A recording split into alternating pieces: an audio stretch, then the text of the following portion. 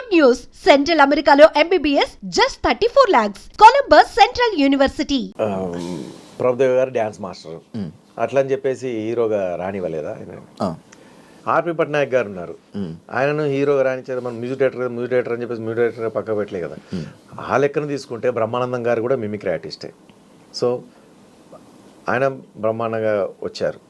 Junior Venumadhav భయ్య కూడా mimicry artist. ఆయన అద్భుతంగా చాలా సినిమాలు చేశారు. కాకపోతే మీరు అన్నట్టుగా వీళ్ళకంటే మిమిక్రీ ఆర్టిస్ట్గా నన్ను అంటే యాక్టింగ్ స్కేల్ని ఎక్కువ డామినేట్ చేసేసింది. సినిమాల్లో నాకు వచ్చిన పేరు కంటే మిమిక్రీ ఆర్టిస్ట్కి వచ్చిన పేరు చాలా పెద్ద ఎక్కువ. సో అందుకని చాలా మందికి ఏంటంటే మిమిక్రీ అన్నప్పుడు మాత్రమే నేను గుర్తొస్తున్నాను. యాక్టింగ్ అన్నప్పుడు వీళ్ళలో యాక్టింగ్ స్కిల్స్ ఉన్నాయి అన్నది గుర్తు రావట్లేదు. ఇక్కడ మిమిక్రీ ఆర్టిస్ట్ అనేది డామినేట్ చేస్తుంది యాక్టింగ్ని, యాక్టింగ్ స్కిల్స్ని డామినేట్ చేస్తున్నట్టు. సో నీకు ఒక అవకాశం ఉంది అంటే ఏం చేస్తున్నావు అంటే ఆ క్యారెక్టర్కి ఎవరు పలానా కామెడియన్ పిలుద్దాం అన్న ఆలోచన పోతుంది. నీకు ఒక మిమిక్రీ ప్రోగ్రామ్ అవసరం ఉంది అనేసరికి ఆ పలానా శివారెడ్డి పిలుద్దాం అని ఉంటుంది. సో అట్లా మిమిక్రీ అనేసరికి నేను గుర్తొస్తున్నాను కావచ్చు, యాక్టింగ్ అనేసరికి నేను గుర్తు రాకుండా వేరే ఆర్టిస్టులు గుర్తొస్తారు కావచ్చు అని అనిపిస్తుంది. సో అట్లా జరిగి ఉండొచ్చు, అట్లా కూడా అయ్యి ఉంటుంది, మేబీ అయ్యి ఉండొచ్చు. ఒకప్పుడు హీరోలు పెద్ద పెద్ద యాక్టర్లు వేసుకునే డ్రెస్సులు అంటే వాళ్ళు చేసే మెయింటెనెన్స్ దానికి డబల్ శివారెడ్డి అన్న మెయింటైన్ చేసేవాడు. ఆ మెయింటెనెన్స్ చూసి పక్క హీరోలు కానీ యాక్టర్లు కానీ ఆశ్చర్యపోయేవాళ్ళు. అది ఎలా సాధ్యమైంది, అది ఏమైపోయింది?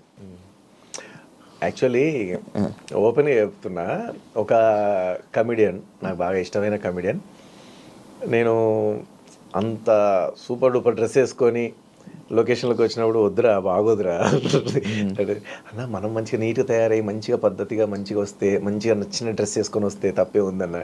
లేదురా, ఓ రోజు కారు కొనుక్కొని కారు లొకేషన్కి తీసుకెళ్ళాను, అప్పుడు కూడా వద్దురా అని చెప్పేసారు అన్నాడు. సో అట్లా మేబీ ఇప్పుడు చాలామంది అంటారు శివారెడ్డికి ఏం మంచి పెద్ద ఇల్లు ఉంది అని చెప్పేసి. ఎవరికి లేదు చెప్పండి? ఏ కమిడియన్కి లేదు ఇల్లు చెప్పండి?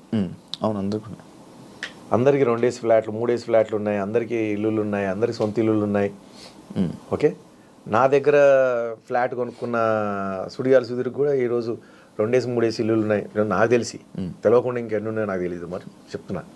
సో దేవుడి దయ వల్ల తను పాపం ఫస్ట్ ఫ్లాట్ నా దగ్గరనే కొన్నాడు. చాలా తక్కువకి ఇచ్చా, సుడిగాలి సుధీర్ చాలా తక్కువకి ఇచ్చా. అడిగాడు అన్న నిన్న ఈరోజు. అవును, ఓకే.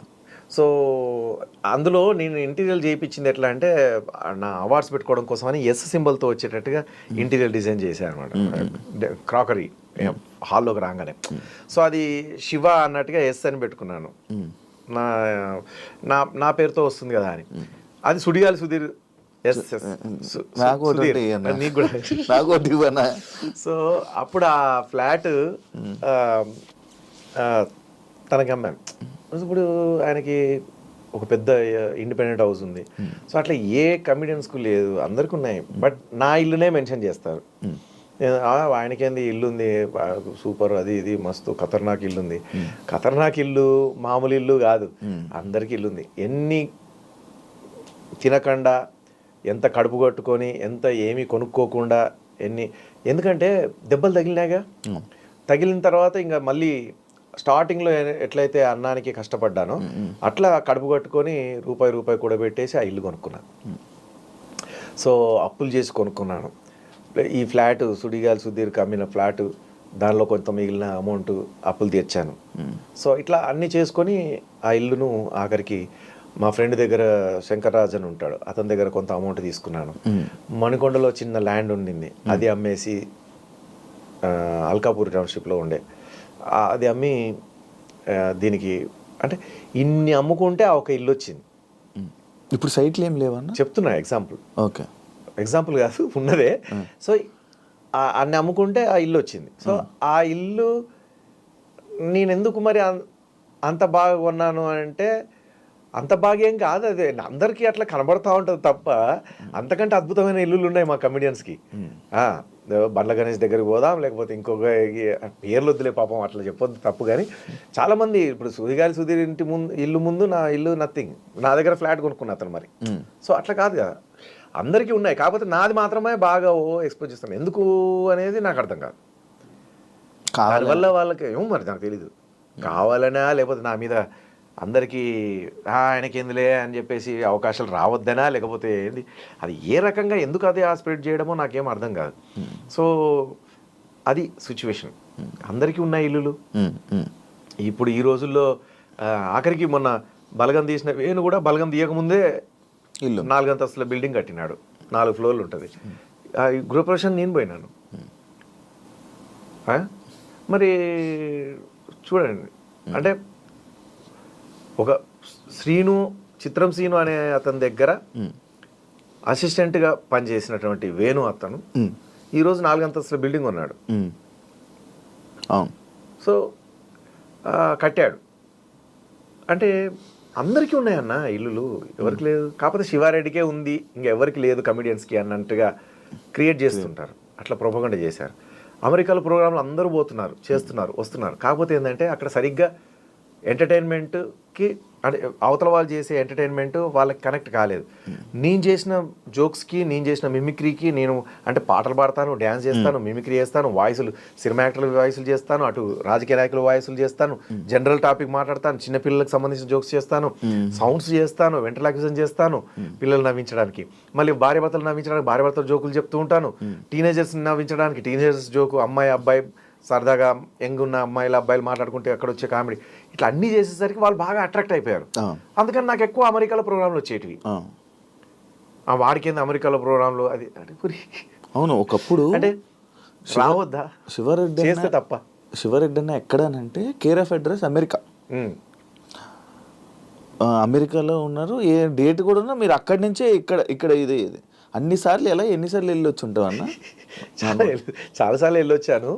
బట్ ఏంటంటే మనం పడే కష్టము, మన ప్రయత్నము, అంటే ఇప్పుడు అన్న ఏదైనా సరే మీరు ఒక ఇడ్లీ తయారు చేయాలంటే దానికి పిండి నానబెట్టాలి, అందులో 2 రకాల పప్పు దినుసులు మిక్స్ చేయాలి, మళ్ళీ దాన్ని మిక్సీ పట్టాలి, నానబెట్టి మళ్ళీ తెల్లారి దాన్ని స్టవ్ మీద పెట్టి గిన్నెలు పెట్టేసి ఆ ఇడ్లీని దాంట్లో పోసి దాన్ని ఆవిరితో ఉడికించి అది తీస్తే ఇన్ని చేస్తే కానీ ఆ ఇడ్లీ తయారు కాదు.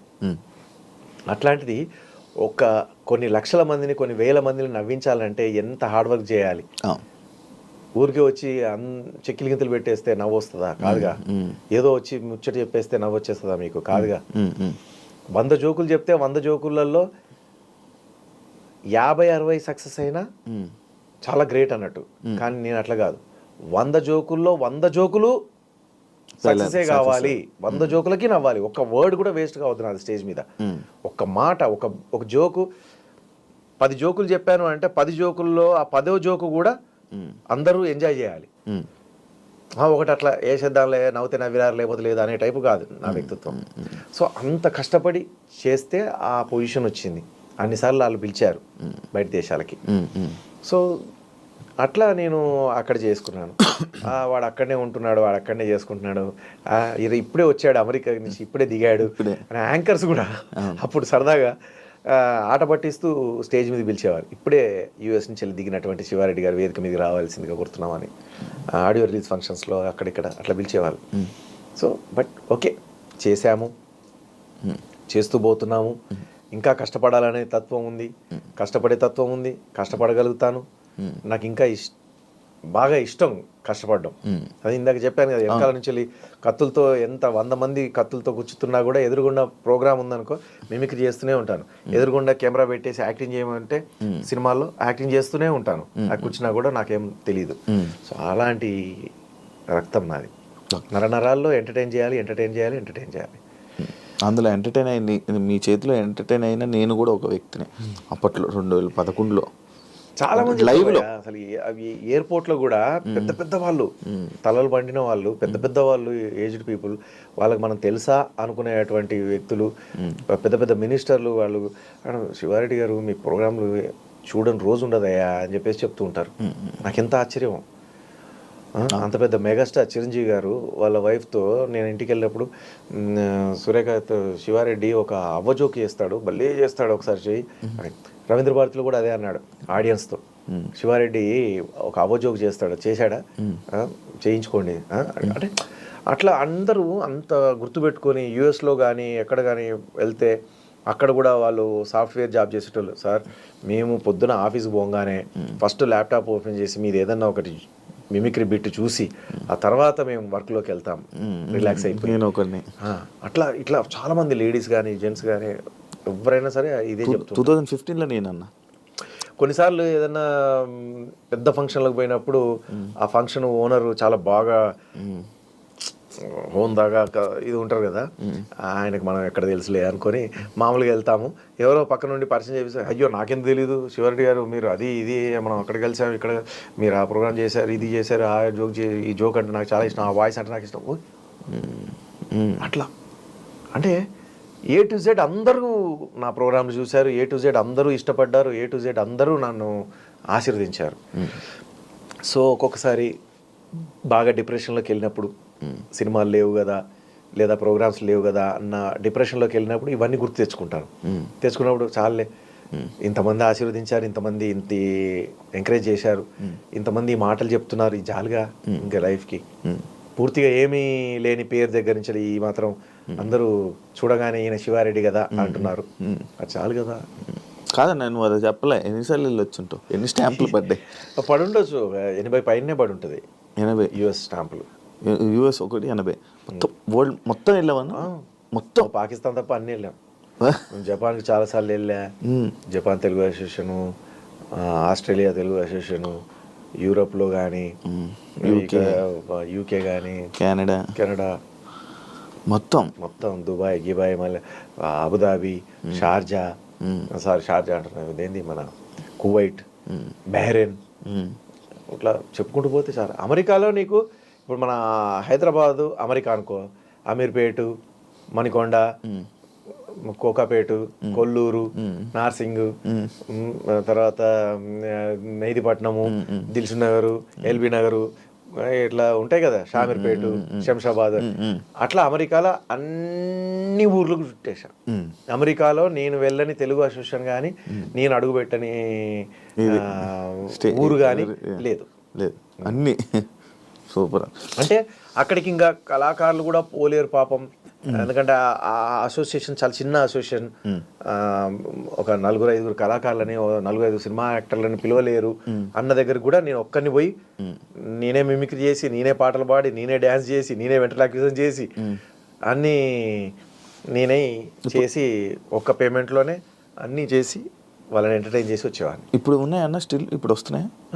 మొన్న వెళ్ళొచ్చాం కదా 15 days బ్యాక్. మొన్న నేను ఫోన్ చేసినప్పుడు చెప్పారు అక్కడే ఉన్నానని. హ్యూస్టన్లో చేశాను, డాలస్లో చేశాను, న్యూజెర్సీలో చేశాను.